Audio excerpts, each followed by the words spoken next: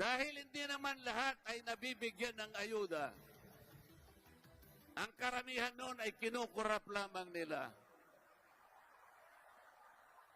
Ang gagawin po natin, lahat po ng pamilya na kumukonsumo ng 2,000 na kuryente pababa, ililibre na po natin yon.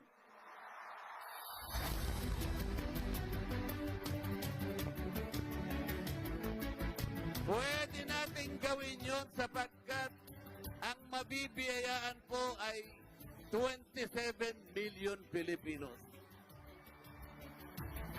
Ibig sabihin, walang lamangan, pare-parehong mabibigyan.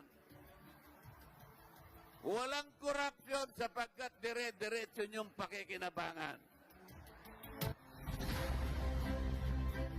Wala rin pong magpapapogi. Walang magpapasikat, akala mo sa kanilang bulsa galing yung pinamimigay. Hindi po. Kung sakasakali pong merong maglakas ng loob, magbigay sa inyo, kunin po ninyo, ngunit huwag kayong magpapasa.